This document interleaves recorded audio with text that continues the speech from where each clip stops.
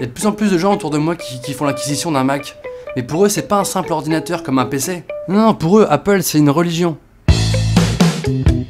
Ils achètent leur Mac et direct, ils font tous le même genre de remarques. Ah, si tu veux, Apple, c'est avant tout un packaging. Quand tu ouvres la boîte, c'est hyper épuré, c'est hyper bien pensé, c'est hyper design. Moi, par exemple, mon MacBook, j'ai gardé la boîte. Je l'ai accroché dans mon salon. Cassiopée, il reste des Nespresso? Les mecs, quand ils passent chez Apple, ils arrivent pas à se contenter d'un simple ordinateur. Tout d'un coup, ils ont l'iMac, ils ont l'iPhone qui va avec, ils sont au courant de tous les produits Apple qui sont pas encore sortis mais qui sortiront dans 1 an. Ils respirent Apple, ils mangent Apple, ils font caca Apple. Think different. Et alors, ils méprisent totalement tous les mecs qui utilisent pas des Mac. Par exemple, pour eux, un mec sur PC, c'est ça. Tu veux jouer à Call of Duty? À Call of Duty? À Call of quoi? Et alors les mecs qui utilisent Linux, c'est ça. Allez, viens avec nous. Rejoins-nous. Nous sommes déjà 11. Allez, viens. Viens. On est bien. Regarde tout ce qu'on peut faire. Et c'est marrant parce que comme les Macs ça coûte extrêmement cher, les mecs qui en ont, ils arrêtent pas de se justifier pour essayer de prouver qu'ils en ont vraiment besoin. Avoir un Mac c'est indispensable, hein. D'un point de vue professionnel, je vois pas comment je pourrais faire autrement. Ah non, c'est pas un achat par choix, c'est vraiment un besoin professionnel. Oh, en gros, pour eux, quand t'as un PC, tu peux faire éventuellement du traitement de texte. Et des jeux aussi, comme Call of Duty. Et encore, il faut que t'aies vraiment une machine de guerre. Peut-être que tu peux faire que du traitement de texte avec un PC, mais au moins c'est accessible à tout le monde. Parce que, je sais pas si t'as vu combien ça coûte, un Mac, le moindre accessoire, c'est un loyer. Bonjour, j'aimerais vous acheter le clavier Apple officiel, Bluetooth s'il vous plaît. C'est euro, monsieur. Non, moi je vais juste prendre le clavier. Ah non, je parle bien du clavier seul, monsieur. Je vais prendre que la touche E alors. Ouais. Non, et puis le petit truc qui m'énerve le plus chez les mecs qui utilisent les produits Apple, c'est que quand ils s'en servent à côté de toi, ils te font une démo, comme si c'était une pub. T'appelles qui? J'appelle ma messagerie.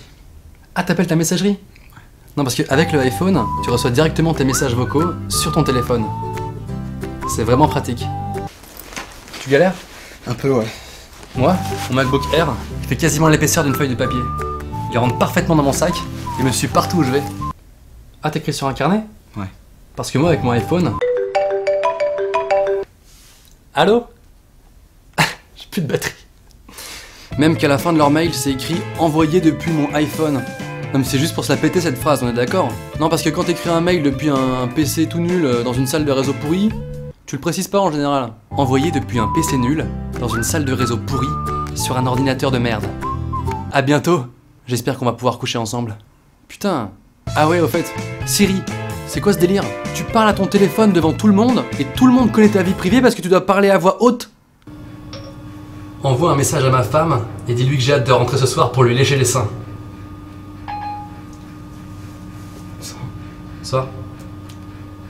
Ça a aucun sens. Et depuis quand tu dévoiles ton intimité à tout le monde? Big tits, bukake, youporn. Tu dis quoi, Norman?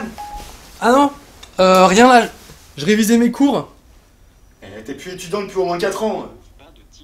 Ouais, mais c'est des vieux cours que j'ai envie de réviser pour le plaisir. C'est la culture.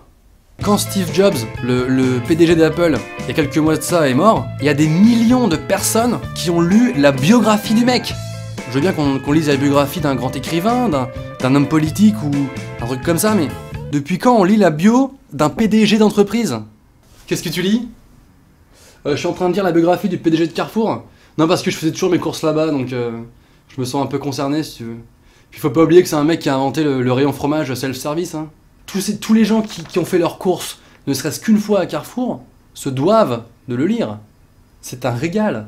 Si toi aussi ça te saoule, tu peux partager cette vidéo sur ton mur Facebook. Si vous voulez, vous pouvez aussi rejoindre ma page Facebook Norman fait des vidéos. Il n'y en a qu'une seule. À bientôt. Ah merde. Ah, c'est bon, j'ai un autre clavier. Ouais.